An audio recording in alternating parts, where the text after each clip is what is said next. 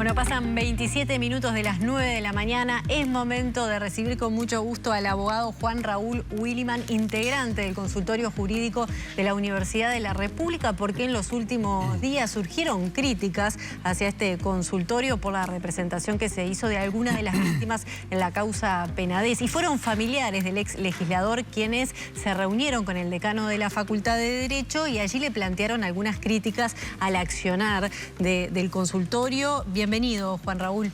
Muchas gracias, muy amable, un gusto estar a ustedes acá. Gracias por la invitación. Bueno, entre las críticas que plantea la familia de Penades está que uno de los condenados envió dinero en vez de a una cuenta del Poder Judicial para resarcir a la víctima, hacia una cuenta personal suya. ¿Qué responde al respecto? ¿Esto es usual? Sí. Esto lo he explicado creo que una veintena de veces, pero en realidad cada vez que lo traigan a colación me veo en la obligación de explicarlo. Primero, una explicación clara es: las víctimas tienen un derecho fundamental, pero fundamental en serio, que es el derecho a la indemnización. ¿Sí? No es un derecho más. De hecho, cuando las Naciones Unidas enumera los derechos fundamentales de las víctimas, entre ellos la participación en el proceso es uno fundamental, pero también la indemnización y la participación en acuerdos reparatorios, etc. En ese marco, la ley 19.580 estableció en el artículo 80 una indemnización especial tarifada cada vez que se daba una situación de violencia de género o violencia sexual. En el marco de la trama se condenaron a 7 personas. De esas 7 personas condenadas que asumieron su responsabilidad, asumieron haber colaborado con el ex senador a los efectos de lograr identificar a las víctimas, en 2 de esos casos, en 3, pero uno pagó, en 2 de esos casos, además de asumir su responsabilidad penal, asumieron que aquellas víctimas que habían perseguido y buscado y que además eran situaciones que posteriores al 2018, que es la vigencia de esa ley, le correspondía la indemnización del artículo 80. Entonces, primer punto que en esa carta está mal, no es aleatorio. O sea, es la sentencia la que dice, en el caso de tal imputado debe de indemnizar a estas 4 víctimas. Y además, como los montos pueden ser o muy pocos o exorbitantes, se llegaba a un acuerdo. En muchos casos se llega a un acuerdo. ¿Por qué? Porque son o 12 salarios mínimos o 12 ingresos de la persona. O sea, muchas veces a la persona no le interesa que sean 12 ingresos, porque si sus ingresos son no sé, cobraba un sueldo de funcionario público en determinado lugar, 12 ingresos para 4 personas puede ser un monto importante. Entonces, entiendo igual que lo que se cuestiona es a qué cuentas ahora voy con ese eso. dinero. Ahora voy con eso, porque primero la indemnización. Porque claro, parece que sacado de, no sé, de que... Porque lo ato con esto de que en realidad las víctimas pretenden dinero. O sea, cualquier persona, si pasa algo malo, pretende ser indemnizado. Pero esto es una consecuencia de una indemnización tarifada. Ahora, cuando la sentencia establece que 4 personas se deben indemnizar, una es de identidad conocida, pero 3 son de identidad reservada. ¿Eso qué significa? Que no puede ir el imputado a pagarle a la persona, porque si no la conocería. Claro. Tampoco se puede presentar un clásico escrito de homologación de comedia del juzgado con los datos personales de la persona, porque también la conocería. Durante casi 2 años hubo una lucha intensa por mantener la reserva de identidad salvaguardada, pese a que existía una trama que intentaba dar con la identidad de las víctimas, y justamente por el pago de una indemnización no íbamos a tirar todo ese trabajo abajo. Entonces tuvimos que buscar una solución. De hecho, la solución viene planteada por el abogado del imputado, que dice: mirá, Juan, lo que podemos hacer es, además, él no cierra su causa, porque cumplió con la domiciliaria, cumplió con la vigilada, hizo las medidas correspondientes, que a veces hay que hacer otras medidas complementarias, pero tiene que pagar esto para terminar el tema y cerrar la causa. Entonces, ¿cómo podemos hacer? ¿Nos puedes dar una mano? ¿Podríamos girártelo a ti y tú a su vez le pagás, y a su vez la homologación del convenio con los nombres reales de las personas, nombre, cédula y monto, va a parar a la reserva, a la caja fuerte del juzgado? Bueno, averiguamos ese juzgado. Sí, lo pueden hacer de esa manera. Que venga la transacción con la letra y no con el nombre. Por otro lado, que haya el documento con el nombre, cédula y demás datos que nadie va a ver y que va a parar el juzgado. Y de alguna manera generamos también las constancias, los recibos de que yo les entregué ese dinero a esas 4 víctimas. ¿Perdón? Toda esta vuelta es solo para mantener la reserva de la identidad. En ese momento es fundamental. Todavía es fundamental, porque no se sabe todavía si la Fiscalía va a mantener la estrategia de mantener la reserva de identidad por el resto del juicio o decidirá levantar para algunos, para otros no. Pero siempre fue en ese sentido. ¿Y por qué parece de perogrullo esto? Porque esto está todo documentado.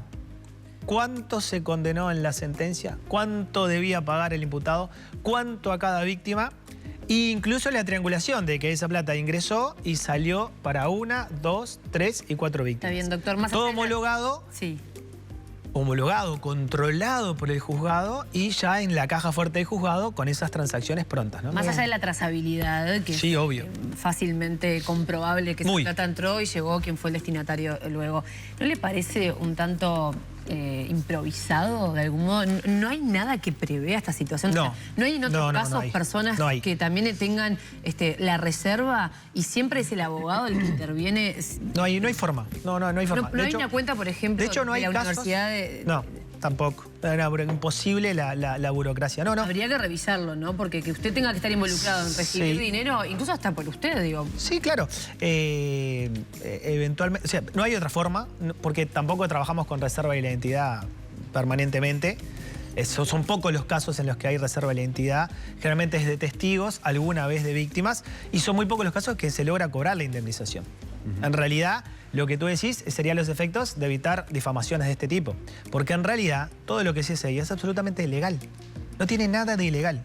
Ni de ilegal, ni de poco ético, es decir, cumplir con lo que dice una sentencia judicial no puede ser más legal. Bien, ahora, doctor... Cumplir con la sentencia, es decir, dar cumplimiento a una sentencia e indemnizar a víctimas, que es un derecho fundamental, no puede ser más legal y ético. No puede haber más legal y ético de eso nada. Sobre todo si está todo documentado y entró 4 y salió 4 y dice cómo, a quién y dónde. Bien. Más legal que eso no hay nada. Doctor, esa es una parte de los cuestionamientos que hacen los familiares, sí, obvio. De Penades. Hay otros que tienen que ver y que involucran a su colega, también integrante del consultorio jurídico, sí, a la doctora Suárez, que hablan directamente de amenazas y concretamente dicen los familiares sí, que la doctora Suárez dijo: los estoy esperando de a uno y de a todos juntos también. Bien. Usted no va a hablar por la doctora Suárez. Ahora, ¿no le parece poco pertinente estas afirmaciones de su colega? Habría que ver en el contexto que la doctora Suárez las dijo, que no lo recuerdo exactamente a qué se refería. Yo supongo igual que eso refiere a una etapa donde la doctora Suárez estaba siendo muy atacada por defender la reserva de la identidad.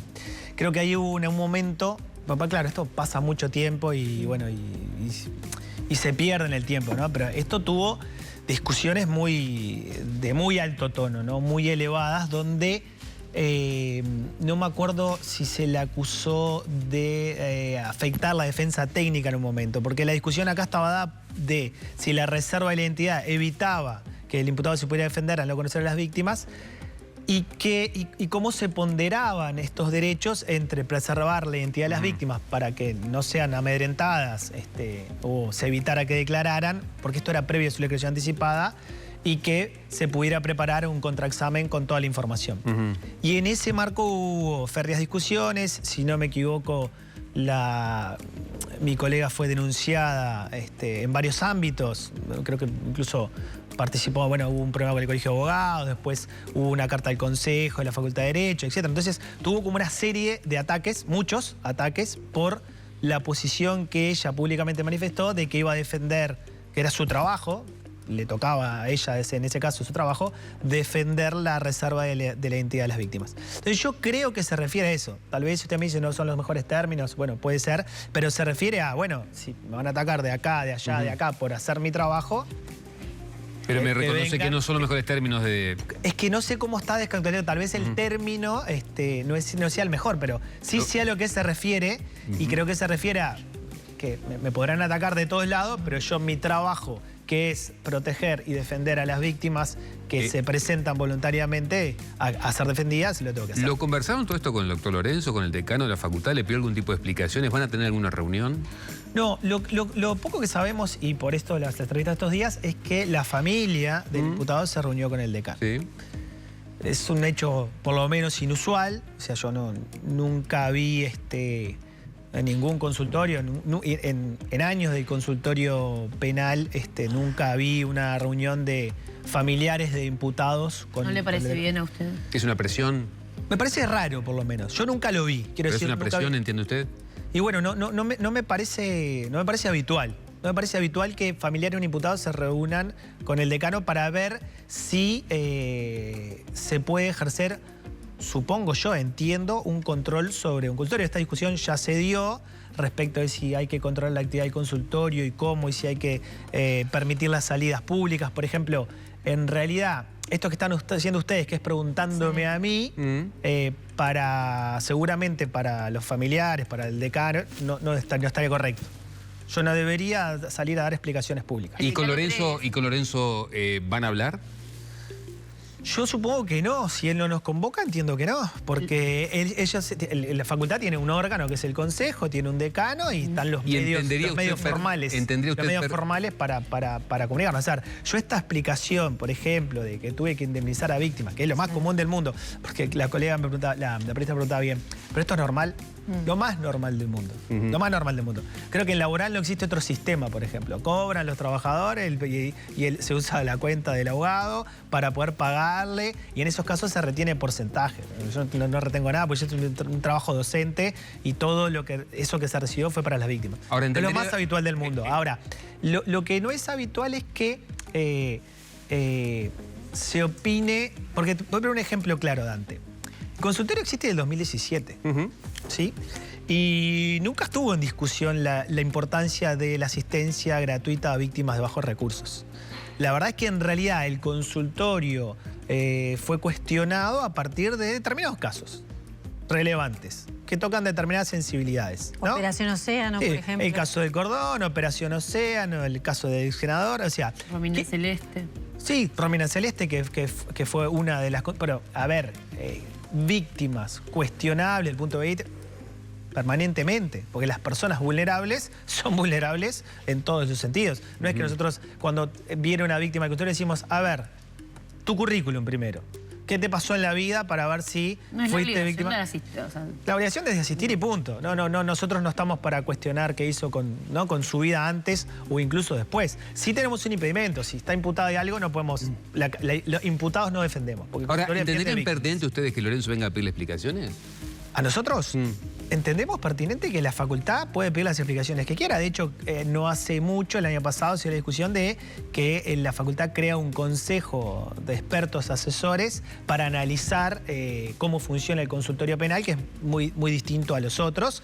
Y entre otras cosas, lo que se pretendía regular es, por ejemplo, las salidas públicas, si podemos hablar. ¿Qué le parecía mal eso? A mí me parece que la libertad de cátedra asociada a la libertad de expresión y pensamiento es muy importante. Es decir, quiero decir, si... A ver, la facultad tiene todo el derecho del mundo. Si quiere mañana de cerrar el consultorio, decir, no hacemos penal, es muy polémico. Al final no le tocó la rapiña del panadero, le tocan casos mucho más polémicos que los pone en la palestra pública. No me interesa que se opine de determinadas cosas. Por ejemplo, no comparto las opiniones que tiene respecto de, no sé, la perspectiva de género como una herramienta de trabajo, una variable de análisis, lo que fuere. Entonces, ese derecho lo tiene. Ahora, mientras el docente está a cargo del curso y tiene esa cátedra y tiene que litigar en casos complejos y mediáticos, yo creo que la decisión recae... Es libertad de cátedra, no se tendría por qué meter el doctor Lorenzo a pedirle nada. Repito, la facultad tiene los canales para pedir las explicaciones que quiera. ¿Usted lo condicionó esta situación, esta reunión entre la familia de Penades y de Lorenzo? No, a mí todo ni esa situación, ni las cartas donde dicen... A ver, yo ya me acostumbré a que si uno toca determinados lugares, paga determinados precios. Es decir, para mí, que yo tenga que dar esta explicación por vez número 20 es la muestra, en realidad, de un precio que en todo caso pago por hacer lo que creo está bien. Pero esta vez lo expuso su jefe, digamos. Sí, no sé si mi jefe jerárquicamente es el decano. En realidad, lo que hizo fue recibir la carta y recibir los familiares. Bueno, y nunca... eso lleva a que este tema esté nuevamente... Sí. Bueno, lo que lo lleva es los medios, porque ahí tenés Nosotros contamos lo que sucede, y lo que sucedió fue esa reunión y esa carta. Pero esa reunión, ¿La reunión de cuándo fue? ¿Cuándo fue esa reunión? ¿Es reciente? Se conoció ahora, pero no dice fecha. Se conoció ahora, pero no dice fecha. No, lo que quiero decir es que en realidad el que pone el tema, la reunión, es más, tal vez si no fuera por los medios, yo no me hubiera ni enterado. No, perdón, tal vez no, seguro. Si no fuera por los medios, yo no me hubiera ni enterado de que hubo una reunión entre el decano y los familiares del diputado. Peor. A mí también, pero yo no me hubiera enterado. Lo cierto es que yo tomé contacto con esto por los medios y respondo a los medios, porque a mí no me parece, o a mí por lo menos no me parece, que en casos tan complejos, tan mediáticos, la posición sea, no voy a responder o no voy a dar declaraciones públicas de un tema complejo. Me tocó ese rol, es un consultorio que si uno pensaba en el 2017 que iba a tener semejante exposición, yo no lo hubiera imaginado. Básicamente la idea es hacer extensión en materia penal y llevar a los estudiantes a ver práctica penal que nunca vieron y, mucho más importante, asistir víctimas de bajos recursos. Ahora, la realidad lleva a que nos toquen, podríamos llamar, megacausas que implican una exposición mediática muy importante y me parece que en nuestro rol no nos podemos esconder, sino que tenemos que dar las explicaciones que correspondan, incluso a veces cuando las víctimas puedan incluso realizar algunas cuestiones que son reprochables. Ahora, no dejan de ser víctimas, no tenemos que dejar de asistirlas y tendremos que seguir haciendo nuestro trabajo conforme está previsto en el convenio que hay entre AFAVIDE, el Ministerio del Interior y la Facultad de Derecho. Usted deslizaba recién que tanto la familia de Penades como el decano Lorenzo no les gustaría que usted esté haciendo declaraciones hoy acá. Supongo, porque es parte de lo que leí. Eso. Es parte de lo que leí de... Lo que sé por prensa es que Nunca no están de acuerdo con la... con las apariciones en los medios hablando del caso. Creo que dice algo de eso también. Dice algo sobre esto de la indemnización, que expliqué más de una vez, y seguiré explicando, y vuelvo a repetir, es el procedimiento más correcto que había para lograr cumplir con la sentencia, indemnizar a las víctimas y mantener su reserva. Y respecto de las apariciones mediáticas, me parece que quitarle trascendencia a temas tan sensibles, ¿no? O sea, y llevar... ¿Le pidió alguna vez que no saliera? No, específicamente no. Creo que es algo que imagino que ese consejo asesor estará regulando o analizando en realidad, si es que lo limitan. ¿Cree que en algún momento puede bajarle la línea, señor, usted tiene que pedir permiso cada vez que salga? Sí, supongo que pueden. Ellos pueden decir lo que quieran y yo puedo decidir ¿Qué haría? no seguir trabajando o no seguir trabajando. ¿Aceptaría?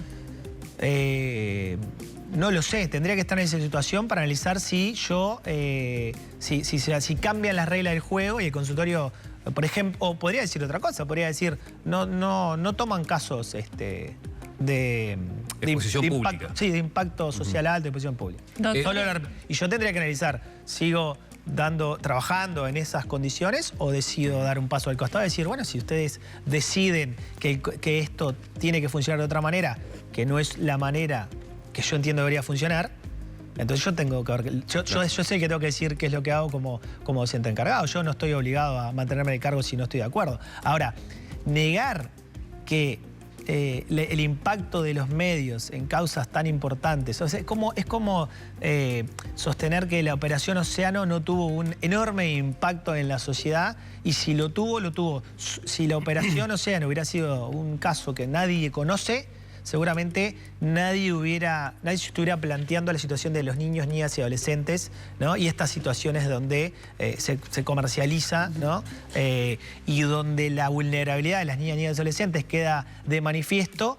Y yo siempre lo he dicho, no sé si la mejor campaña de UNICEF tuvo el impacto, concientización, digo, que tuvo la Operación Océano y la cobertura mediática que tuvo. Ahora, alguien podría pensar, está bien. Eso es una forma de ver las cosas y parece importante que los grandes temas estén en el debate público, y otras personas podrían sostener, no, yo entiendo que los grandes temas no deberían estar en el debate público o no deberían ser parte del debate público. Doctor, es opinable, no es mi opinión. Yo creo que son parte del debate público, requiere información que la sociedad tiene que saber, por algo el proceso penal hoy en el sistema acusatorio es público y la publicidad es parte de la garantía del sistema. Doctor, nos quedan pocos minutos y yo le quiero preguntar por un hecho puntual.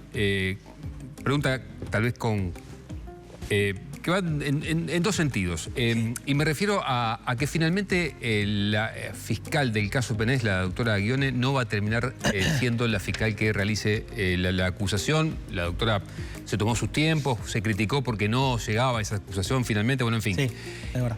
También trascendió que la doctora Ghione, por este caso, se reunió, por ejemplo, con Papazo en más de una oportunidad en un bar. Sus adjuntas no fueron porque no lo entendían pertinente. Se denunció que estaba dedicada específicamente al caso Penades cuando en su oficina tenía más de 800 casos.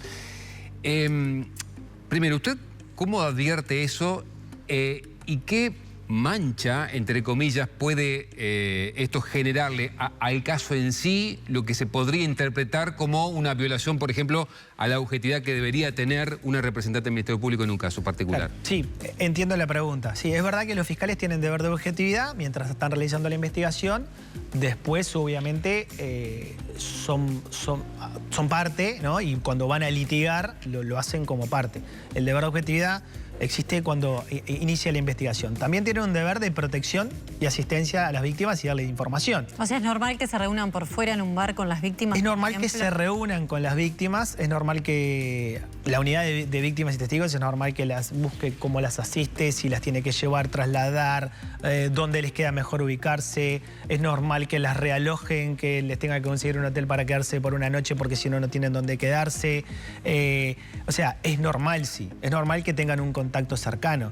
En realidad, acá se está mirando con una mirada distinta, como si la fiscal hubiera perdido objetividad porque si se entrevistaba con una víctima que no quería hablar, que tenía miedo, que estaba muy tímida, le buscara el mejor lugar para declarar. A ver, el sistema está buscando siempre las mejores condiciones para la víctima. Siempre en el sentido de que antes no existía una unidad de víctimas y testigos para apoyarlas, antes no declaraban de forma anticipada con un acompañante emocional, antes no tenían una previa con la unidad y con la fiscal para hacerles entender la situación, cómo va a ser la situación, dónde declara. Entonces, si se juntó, la verdad que yo repito, es cierto, yo no tengo tanto contacto con las víctimas, o sea, tengo mucho menos contacto, porque generalmente lo tienen o mis adjuntos o los alumnos.